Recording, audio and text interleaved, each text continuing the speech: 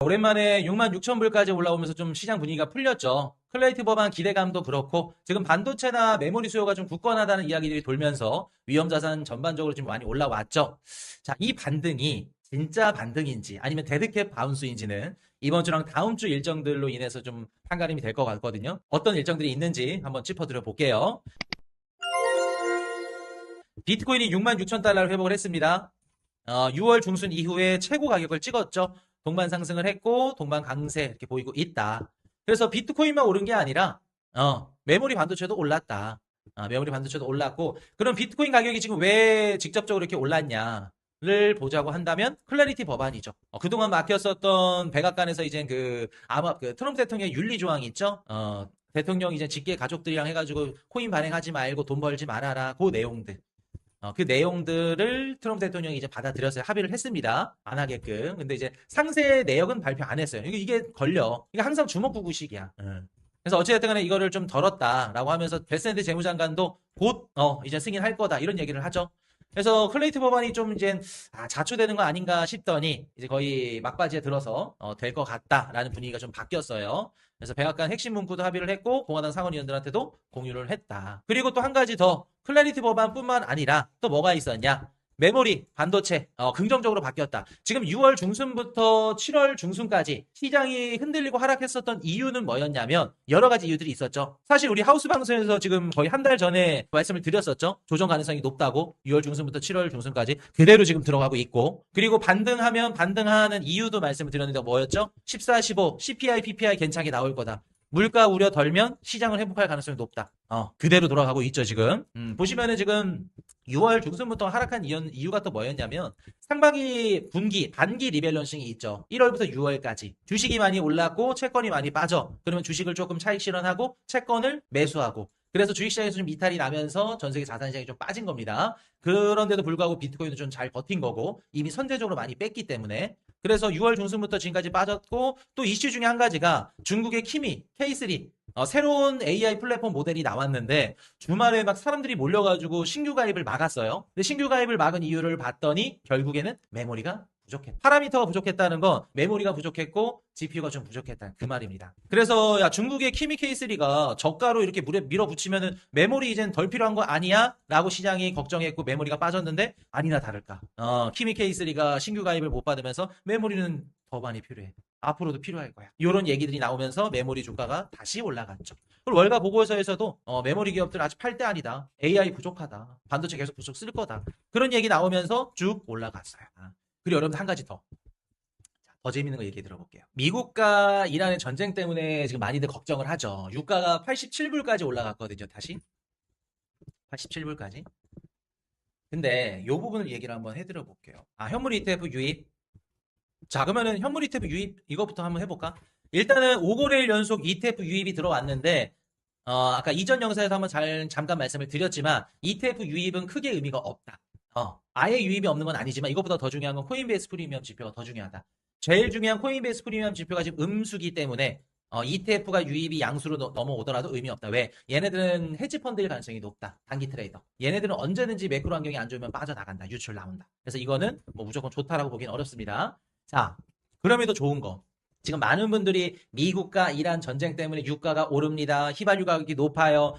국제유가가 87불입니다. 걱정들 많이 하죠. 왜 걱정들을 하냐면 유가가 올라가면 당연히 물가에서 가장 많이 차지하고 있는 게 에너지이기 때문에 물가가 올라가요.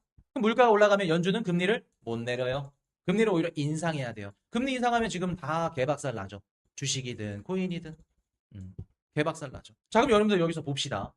연준이 금리를 내릴 수 있는 환경이 만들어져야 돼. 그러려면 물가가 떨어져야 돼요. 근데 지금 미국이나 이란이 또 치고받고 싸워. 유가는 올라가. 물가 내려갈 수 있을까? 걱정하시는 분들. 지금 보시면 일단은 물가가 지난주에 CPI나 PPI가 나왔죠. 6월달 CPI가 전월 대비 많이 떨어졌고요. PPI도 많이 떨어졌어요. 그 말은 즉슨 5월달에 피크를 찍고 떨어졌을 가능성이 높다. 일단 지난주 물가가 좋게 나왔다. 그리고 한 가지 더 연준이 절사평균값을 얘기를 하죠. 위아래 10% 떼고 중간값만 매기자. 절사평균값 보시면 2%대예요. 2.8, 2.5, 2.4 보이죠? 캐비너시 연준시장이 뭐라 그래요 이번에? 2%대까지 잡을 거다. 근데 2.0도 2%고 2.9도 2%다. 이미 연준은 인플레이션 잡았다는 거예요. 절사평균값대로 한다면. 근데 절사평균값 이것만으로는 만족을 못하죠. 이제 트럼프 정부의 꼼수가 들어갑니다. 미국 상무부가 PC 물가 산출 방식을 개편한다 그래요. 이게 뭘까요? 그동안 연준이 봐왔던 물가 지표가 근원 PC이죠. 근원 PC 지표를 산출하는 그 상무부 산의 경제분석국 얘네들이 뭐를 한다? 일부 가격 측정 방식을 개편한대. 어떻게? 물가가 낮게 나오게끔. 어떤 거를 바꾸는지 한번 볼까요? 자, 포트폴리오 관리 및 투자 자문 서비스.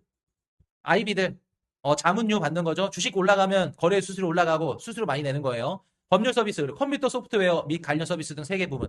여러분들 봅시다. 주가 오르는데 당연히 물가도 튈 수 있겠죠. 포트폴리오 관리 비용이 올라가니까 이거 낮추겠다는 거예요. 그리고 얼마 전에 CPI가 좋게 나왔음에도 불구하고 우리가 조금 우려스러웠던 게 있어. 뭐가 많이 나왔다? 컴퓨터, 소프트웨어, 액세서리 부분이 10몇 프로인가 올랐죠. 그게 왜 올랐어요? 메모리 반도체 수요가 늘어나면서 물가가 전반적으로 오른 거죠. 안 그래도 애플이 중국산 메모리 DM을 받겠다. 스플레이션이 올 거다. 이런 얘기들을 했죠. 그게 실질적으로 시장에 지금 그 적용을 하고 있잖아요. 그럼 트럼프 입장에서는 아차구나. 스플레이션 메모리 반도체 공급 가격 올라가는 걸로 인해서 물가 올라가는 거를 막아줘야겠구나. 그럼 어떻게 돼요? 지금 당장 뭐 기업을 때리거나 뭐를 조지거나 그러면 이제 중간선거 전에 안 되기 때문에 누구를 조진다? 물가 지표 꼴대로 옮겨버려. 마사지 들어가는 거죠. 이렇게 바꾸면 지금 월가에서 예상치가 기존 계산보다는 약 0.2%포인트 낮춰진다고 생각을 한대요.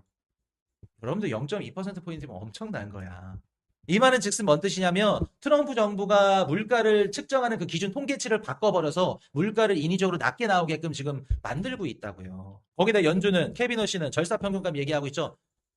트럼프도 꼴대 옮기고 케빈 허씨도 꼴대 옮기고 꼴 못 넣게끔 옮긴다는 거야. 물가 떨어지게끔. 이해되셨어요, 여러분들? 그럼 우리가 드리고 싶은 얘기는 뭐냐면 그래서 물가가 안 올라요? 상승 안 하나요? 아니요. 우리가 걱정하고 있는 것만큼 국제유가를 보고 있는 것만큼 무조건 막 올라간다라고 보기는 어렵다고. 물론 여러분들 좋은 얘기만 있는 건 아니에요. 안 좋은 얘기도 있어. 안 좋은 얘기 뭐냐면 지금 뭐 미국과 이란 서로 싸우는 것도 있지만 러시아랑 우크라이나 지금 치고받고 싸우고 있죠. 우크라이나가 러시아를 때리고 있어요. 정제시설이 지금 거의 3분의 1 가까이 38곳 중에 10곳이 지금 가동이 중단됐고 공격받은 게 한 20곳이 넘거든요. 그러니까 절반 가까이가 지금 피해를 받고 있다고. 그럼 원유 정제 가격이 올라가고 국제유가도 올라가면 이거 에너지 가격 많이 올라가요. 이것도 우리가 조심하셔야 돼. 호르무즈 해협이 정상화되더라도 국제유가가 쉽사리 안 떨어질 수 있는 이유가 여기에 있는 거예요. 러우 전쟁도 중요하게 좀 보셔야 된다고. 그러면 여러분들 한번 시황을 한번 봅시다. 절사평균가, 꼼수 등 계속하면서 26년도 10월부터 27년 상반기까지 금리 인하를 매번 할 수 있나요? 진짜 올해 많이 하더라도 금리 인하를 한 차례 할 수 있겠죠. 근데 금리 인하 쉬울까? 10월 달에. 쉽지 않을 것 같은데. 근데 9월 달까지 금리 인상을 멈추잖아요? 그럼 그때부터는 금리 인상 가능성이 낮을 수도 있어요. 자, 그럼 여러분들 봅시다. 자, 그러면 이제부터 우리가 좀 뭐를 봐야 되냐면 오늘 실적 마감하고 나서 이제 구글 실적 발표 보셔야 되거든요.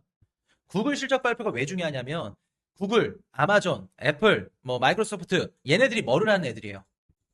하이퍼스케일러죠. 하이퍼스케일러들이 반도체를 사주고 메모리를 사주고 AI 시장에 계속해서 투자를 해줘야지만 반도체, SK하이닉스, 뭐 삼성전자, 마이크론 반도체 파는 기업들도 올라갈 거 아니에요. 전반적으로 반도체 혹은 AI 시장이 올라갈 수 있겠죠. 그래서 하이퍼스케일러 얘네들 실적 발표가 중요한 거예요. 얘네들 실적은 좋게 나올 겁니다. 근데 캐펙스 자본 지출을 늘릴 거니 아니면 줄일 거니 근데 줄일 가능성이 높다. 그래서 오늘 장마감 끝나고 나서 알파벳 보시면 되고 그리고 이런 식으로 가고 물가가 좀 떨어진다. 이게 계속 확인이 되면 FOMC 30일 날 나쁠까요? 고용지표까지 좀 흔들려. 많이 떨어졌어. 그러면 FOMC 때 금리를 올릴 수 있다고 얘기를 할 수 있을까요? 케빈 허씨가? 못한다. 그러면 클래리티 법안이 다음 주 8월 초까지만 딱 승인이 된다고 하면 우리한테는 나쁠 거 없죠. 나쁠 거 없죠. 내러티브 클래리티 법안 승인되면서 내러티브 암호화폐 시장이 딱 생겨. 그리고 금리 떨어지고 물가 잡고 연준이 긍정적인 발언 좀 해주면 매크로 환경까지 맞아지면서 좋을 수 있겠죠. 그래서 일단은 이번 주, 다음 주 제일 중요한 건 미국 기업들 실적 발표 보셔야 되고요. 그리고 한 가지 더 코인베이스 프리미엄이 음수인지 양수인지 꼭 보세요. 지금 음수죠? 이건 안 좋다는 거예요. 지금 66K 반등이 한순간에 무너질 수도 있다는 걸 얘기를 하는 거예요. 건강한 상승장이면 이게 양수로 전환이 돼야 됩니다.